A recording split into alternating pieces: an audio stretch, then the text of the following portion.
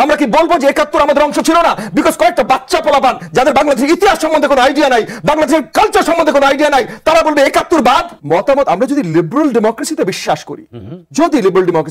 করি, আমরা অনেকেই বলছি কনস্টিটিউশন ছিঁড়ে ফেলবো, পুড়িয়ে ফেলবো, নতুন কিছু করে ফেলবো, কিন্তু যদি যে কনস্টিটিউশনটা ভুল ভ্রান্তি আছে, কিন্তু যে কনস্টিটিউশনটা আমাদের আছে এটা লিবারেল ডেমোক্রেটিক একটা কনস্টিটিউশন। যদি আমরা লিবারেল ডেমোক্রেসিতে বিশ্বাস করি, তাহলে আমার অধিকার ততক্ষণ পর্যন্ত আমি খাটাতে পারি যতক্ষণ পর্যন্ত আমার অধিকার আপনার অধিকারের উপরে কোনো ধরনের হস্তক্ষেপ করছে না।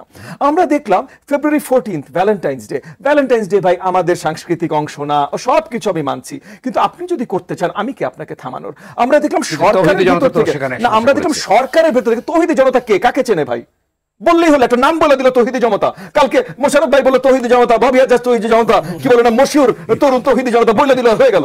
কারণ এই তৌহিদি জনতা নামে তো করছে না, যে নামে যে করছে সেগুলোরও কিছু এগেন আজকে ইন্টারনেটের যুগ, তো তরুণরা বা বিবেকবান যে জনগণরা আছেন তারা অলরেডি ছবি দিয়ে পরিচয় দিয়ে ইন্টারনেটে দিয়ে দেয়। এবং আমরা দেখেছি যে তৌহিদি জনতার নামে একজন হ্যারাস করলো ঢাকা বিশ্ববিদ্যালয়ের ক্যাম্পাসে, তাকে যে জেল থেকে ছাড়িয়ে নিয়ে আসলো, যারা ছাড়িয়ে নিয়ে আসলো ফুলের মালা দিয়ে টুপি পরিয়ে পবিত্র কোরআন তার হাতে দিয়ে কোরআনের অবমাননা করেছে, এটা যারা করলো তাদের পরিচয় পত্র বেরিয়ে গেল যে তারা এর আগে হিজবুত তাহরির না কিসের সাথে জড়িত ছিল। সেটা নিয়ে কি আলোচনা হলো, যেটা আমি মেইন আসতে চাচ্ছিলাম যে ফেব্রুয়ারি 14 আপনি ভালো পছন্দ করেন, আমি পছন্দ করি না ভাই, ঠিক আছে, সেটা আমার পার্সোনাল বিষয়, কিন্তু আপনি আপনার সরকারের অংশ হয়ে উপদেষ্টা হয়ে যখন যদি বলেন যে এটা করতে পারবেন না, এটা করা নিষেধ, এটা করা মানা, বা জুলাইয়ের প্রতি আপনি অসম্মান দেখাচ্ছেন, যদি আপনি এইটা করেন, তাহলে আপনি এই তৌহিদি জনতা যেটাই নাম বলেন না কেন, একটা নকল নাম দিয়ে আপনি একটা একটা এক্সট্রিমিস্ট, একটা টেররিস্ট টাইপের একটা আইডিওলজি আপনি বাস্তবায়ন করতে চেষ্টা করছেন, সেটাকে তো আপনি বাতাস দিয়ে দিচ্ছেন। ফুলের দোকান ভেঙেছে, ফুলের দোকান ভাঙছে 21শে ফেব্রুয়ারি, এই প্রথম বাংলাদেশের ইতিহাসে 21শে ফেব্রুয়ারিতে কোন নিউজ পেপারে অ্যাড যায়নি। 21শে ফেব্রুয়ারির এই প্রথম বাংলাদেশের ইতিহাসে কোনো বড় বড় কর্পোরেশন টিভিতে অ্যাড দেয়নি 21শে ফেব্রুয়ারির। আমরা কি ভুলে গেছি ভাষা আন্দোলন? আমরা কি ভুলে যাবো 26শে মার্চ?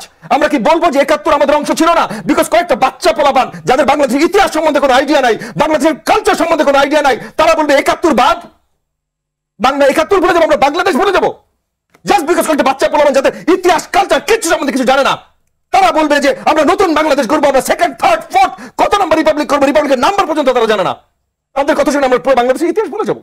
ফাজলামি শুরু করেছে। এই পুরো জিনিসটা তরুণদের দোষ না, রাজনৈতিক দলের দোষ না, কারোর দোষ না। এই যে কথা হচ্ছে বিএনপির লোকজন লুটপাট করছে বা চান্দা তুলছে, কেন ভাই আইন শৃঙ্খলা বাহিনীকে কেউ থামিয়েছে?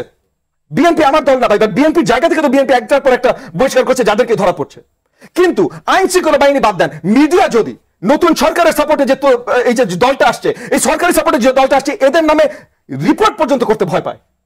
আপনি বলেন আপনি মিডিয়া চালান, আমি আপনাকে এখানে স্পটে ফেলতে চাই না, বাট আপনি বলেন আপনার চ্যানেল কয়বার রিপোর্ট করেছে?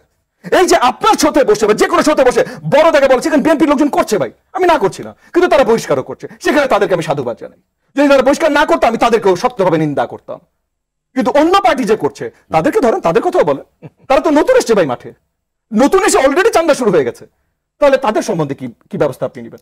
তারা এই যে বিশাল করে একটা আয়োজন করছে, এই আয়োজনে ফান্ডিং করতে আসছে, তারা এইটা পর্যন্ত বলেছে যে তাদের ফান্ডিং করতে আসছে, তারা বলতে পারছে না কারণ এখানে সিক্রেসি আছে। কেন ভাই? এতদিন তো আমরা এগুলো নিয়ে কথা বলছিলাম, যে সিক্রেসি কেন আছে? আমি বিএনপির কাছে জানতে চাই তাদের ফান্ডিং করতে আসে, আমি জামাতের কাছে জানতে চাই তাদের ফান্ডিং করতে আসে, কারণ প্রত্যেকটা টাকা ফান্ডিং তুলতে রাশেদ জানে, আমি জানি আমাদের কি অবস্থা, মানে মাথার ঘাম কোথায় পায়ে ছুটে।